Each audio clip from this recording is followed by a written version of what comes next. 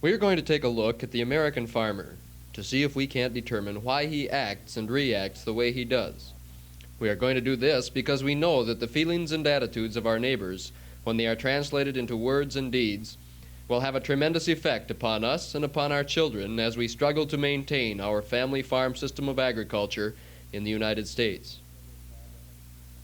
When we attempt to place the farmers of the United States and of South Dakota into categories as a means of analyzing them, we find that there are four distinct groups: the leaders of the Farmers Union, the general membership, the members of other farm organizations, and those who belong to no farm organization at all.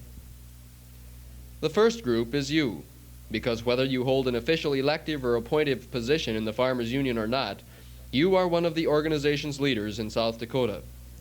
This is obvious from the fact that there are approximately 17,000 Farmers Union families in South Dakota, but not many more than 3,000 of these can be termed real active Farmers Union people. Therefore, those of you who are active, who take part in policy preparations, meetings, discussions, and educational programs, are the real leadership people of the organization.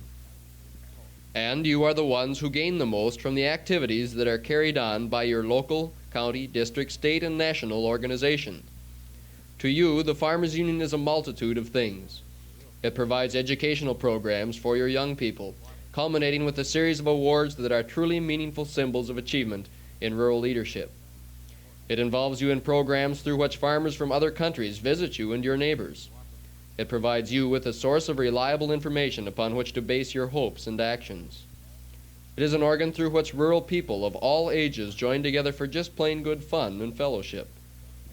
These are just a few of the things that the Farmers Union is, in addition to being a legislative voice for the family farmer, to the 2,000 people who have chosen to reap the personal as well as the economic benefits that are brought about by the Farmers Farm Organization. The second group we mentioned is much larger. It includes about 15,000 farm families in South Dakota who are members of the Farmers Union, but who do not participate extensively in the programs that have been made available to them. They pay their dues, perhaps through insurance or cooperative checkoffs, but do not attend meetings or enroll their children in the youth educational programs. Their benefits from the organization are obviously all economic. We appreciate these people because they pay their way, and their dues help make the Farmers Union a more effective organization. The third group, made up of people who belong to other farm organizations, isn't too large in South Dakota. A typical member of this group might belong to a commodity organization that purports to speak legislatively for the particular crop that he raises primarily on his farm. Or he may belong to a general farm organization that agrees with the goals of the Farmers Union, but advocates different means to attain these goals, such as withholding the supply of farm goods until the price satisfies him. Or he might even find himself as a member of a farm organization that opposes the Farmers Union position. Although numerically speaking, this isn't very likely in South Dakota. But whatever his organization promotes, it at least carries a different banner from our own and remains as a separate group claiming to speak for the farmers of America. Now we come to the fourth group, those farmers who belong to no farm organization whatsoever. And we find that it is by far the largest of the four in South Dakota, representing something like 31,000 farm families. These are the people who, for a variety of reasons, simply do not take any kind of a part at all in the shaping of the destiny of rural America, and who seemingly don't care one way or the other on the basic issues that face the American farmer. Obviously, these four groups include every legitimate farmer in the state and should be representative of all South Dakota farmers.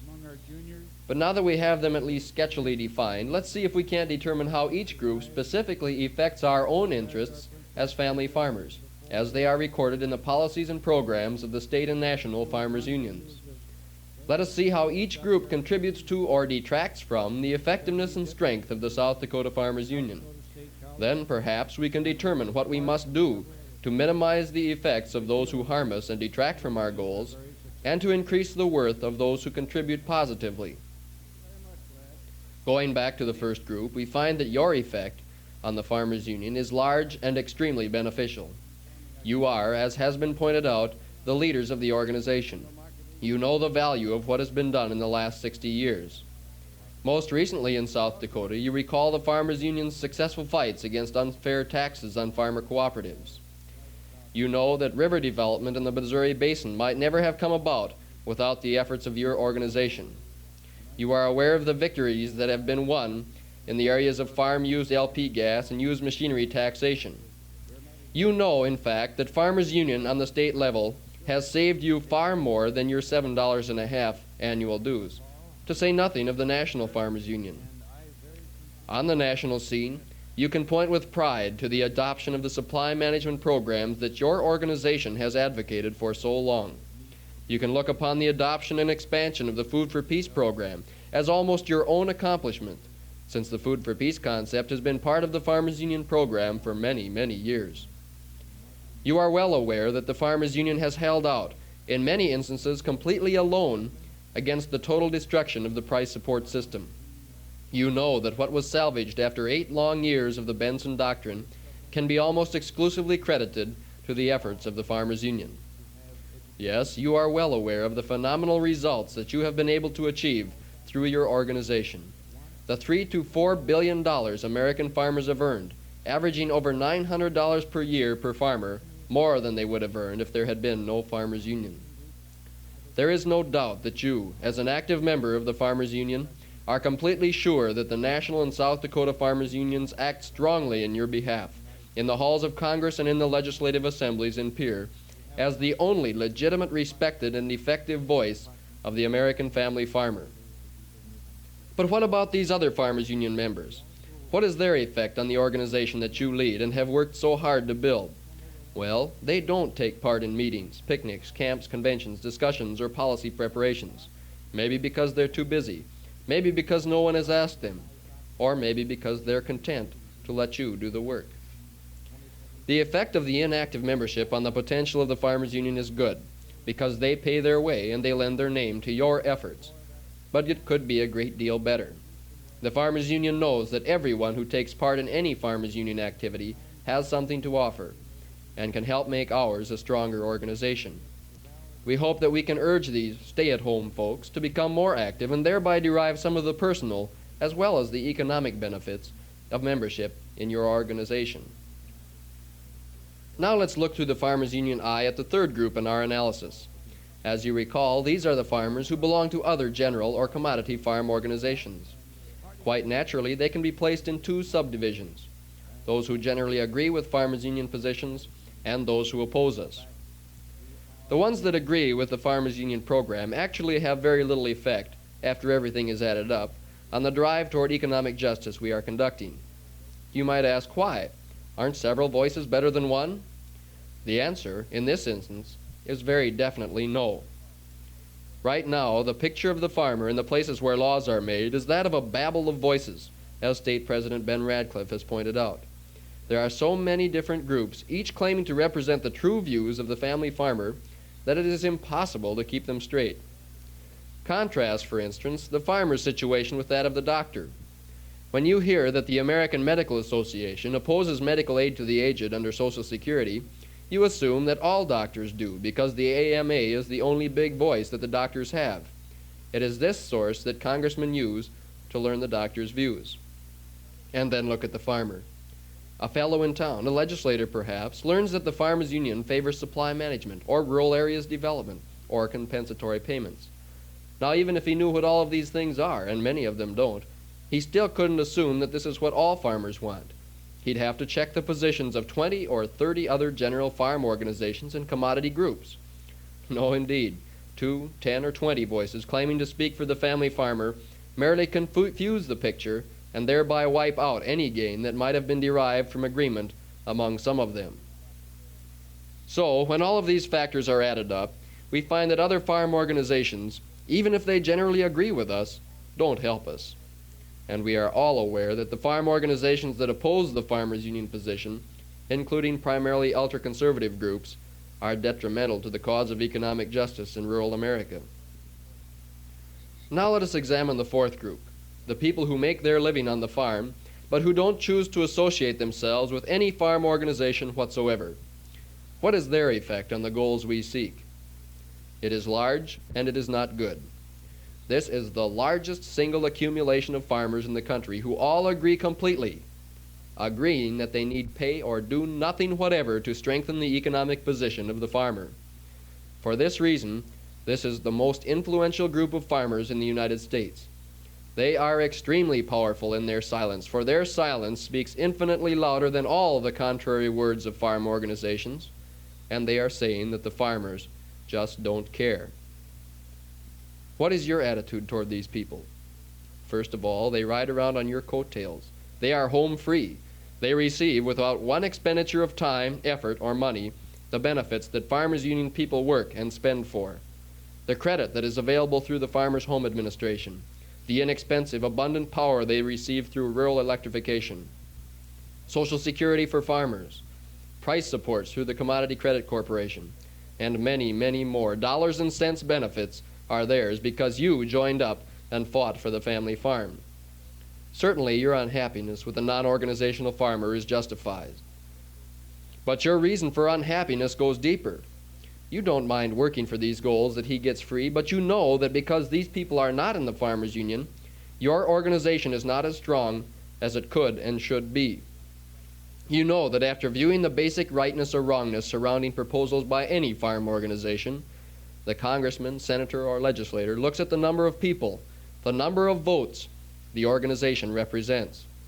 So, in South Dakota, Senator McGovern or Munt tries to learn what the Farmers Union, the Grange, the NFO, the stock growers, the Farm Bureau, the wheat producers, and the Dairy Association, to mention only a few, think about his vote. All told, he finds that these organizations represent only about 25,000 families, or about 50,000 votes. But representing 60,000 votes are those who have expressed no individual or organizational opinion, those 31,000 farm families in South Dakota who haven't joined.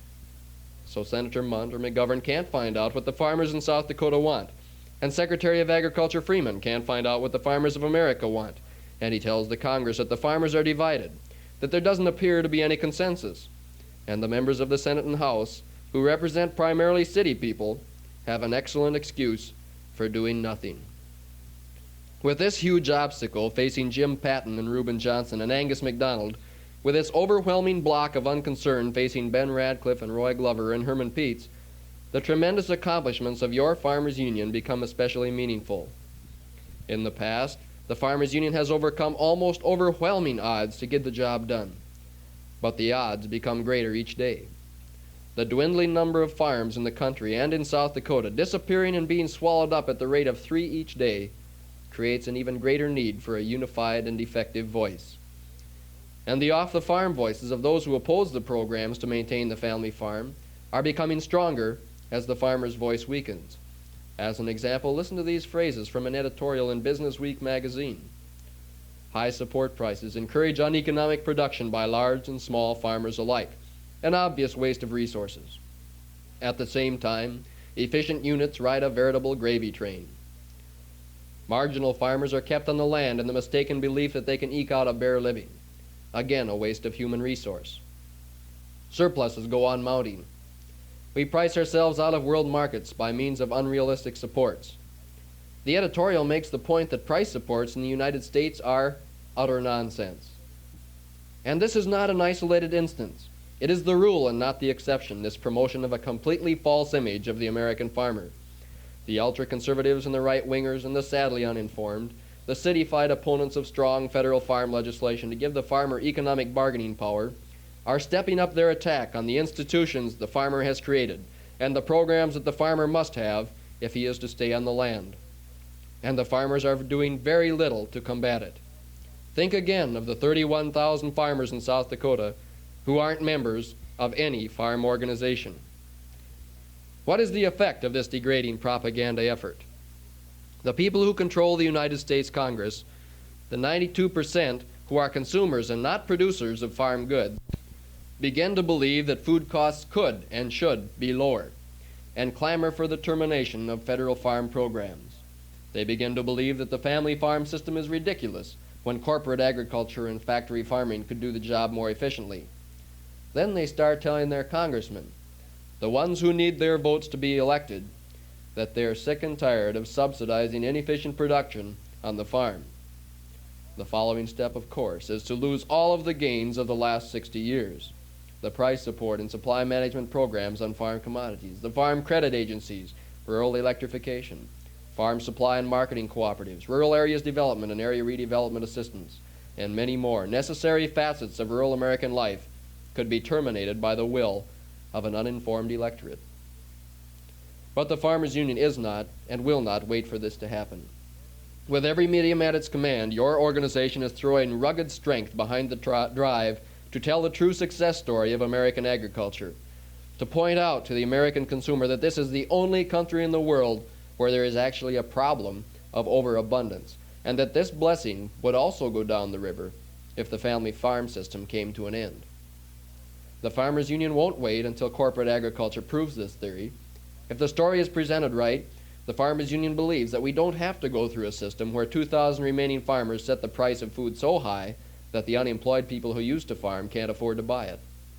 The Farmers Union believes that urban voters, consumers, can and will learn that a strong price support and supply management program serves their interests as well as those of the farmer, if and when the farmers unite to tell the true story.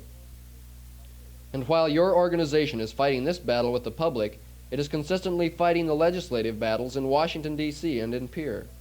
The Farmers Union knows that farm legislation is not good enough, that farm income is not high enough, that the problems of agriculture are far from being solved.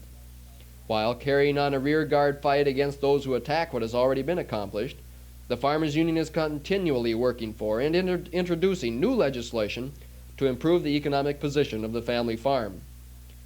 But everyone knows that a chain is only as strong as its weakest link. And it should be obvious that the weakest link in the Farmers Union chain is in the area of membership. Certainly we can decry the fact that farmers are not united, that there are 31,000 non-organizational farmers in South Dakota. But all the words in the world won't solve the problem.